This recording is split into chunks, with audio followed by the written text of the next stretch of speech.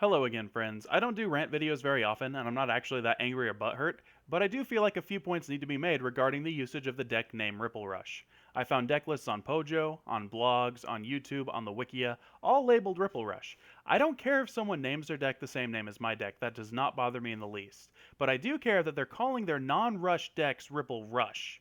I'm going to cover why their decks aren't rush decks, and I guess I'll also cover the usage of Tidal Rescue Sea Turtle Soldier as well, and why they should stop using that card.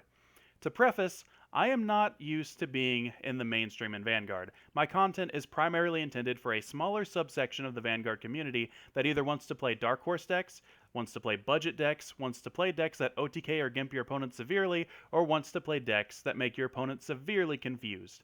Ripple Rush is one of my most popular decks and has been for years. It's to the point where people don't call Ripple decks, they call Ripple decks Ripple Rush. While it is pretty cool that the deck that I coined has become the face of the entire Ripple archetype, calling every Ripple deck Ripple Rush is simply mislabeling what will become the majority of Ripple decks now that Odysseus and Miltiades are coming out. This is a massive change when previously Ripple Rush was the only viable way to play Ripples. So I wanted to clarify on what a Rush deck is, why a standard Ripple build even with Turtle Soldier is not a Rush deck, and also why you shouldn't be running Turtle Soldier in a Miltiades deck in the first place.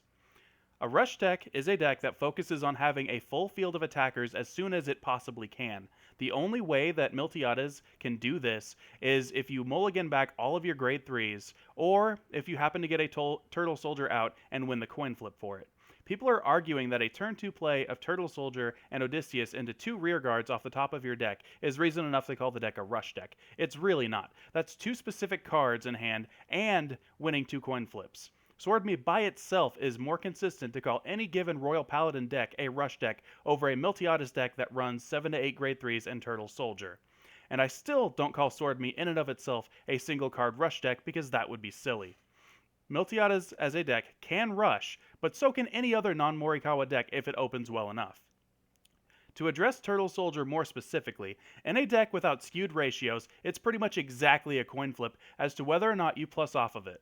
With lower power, a significant chance for it to fizzle, most likely making you shuffle a trigger that you're going to hit back into your deck, and its primary combo with the deck, the big move it to soul, move it out of soul combo with Odysseus, being negated the turn that you ride to grade 3 for the rest of the game, it simply does not have the versatility, power, or consistency to merit its inclusion in a standard Miltiades deck list, especially when the primary focus of a Miltiades deck should be self-milling, then shuffling triggers and grade 3s back into your deck so that you can mill and legion more.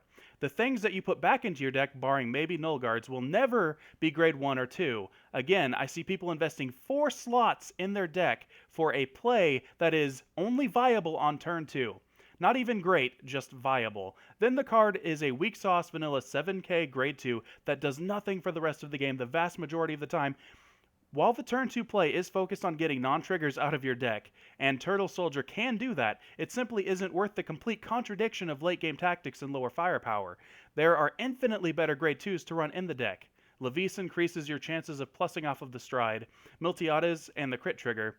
Tidal Assault can swing for huge large amounts with triggers passed to it. Ionis can give you free cards without losing power. There are just better choices. Now, let's take a look at the top 7 video results on YouTube for Ripple Rush. 1 and 7 are my videos. Videos 2 and 6 are the same person using an adaptation of my original Ripple Rush deck list. They have a few 4th attacking units and 4 heals. Choices that I don't necessarily agree with, but hey, at least it's still a rush deck and only 4 grade 3s are in it. Maybe they didn't have 16 crits or something. The deck is still a Ripple-focused rush deck, just with a suboptimal trigger lineup.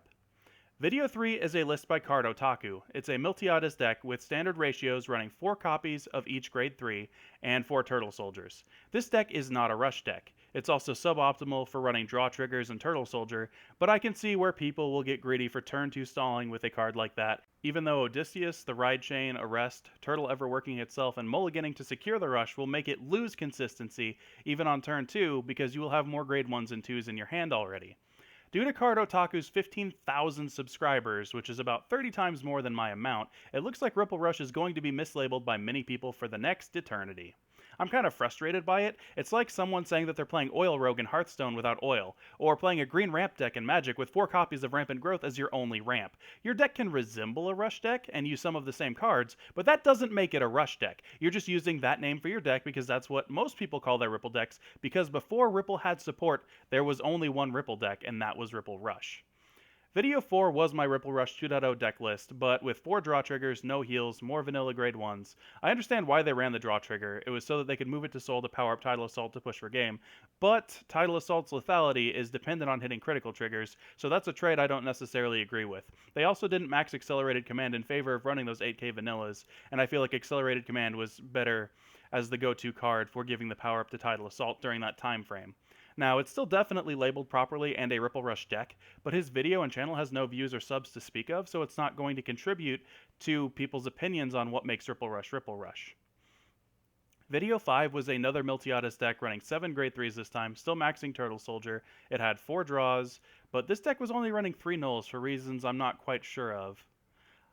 The long and short of it is that you are having Vanguard content creators and other Japanese players net decking a suboptimal version of the Miltiades deck that topped a few times and is now a significantly large chunk of the Japanese meta.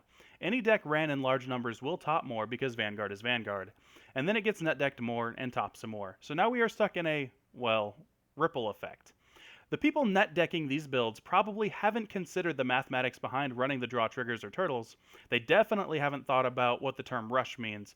But what can I do about it other than complain and release my updated deck list for both versions of Ripple?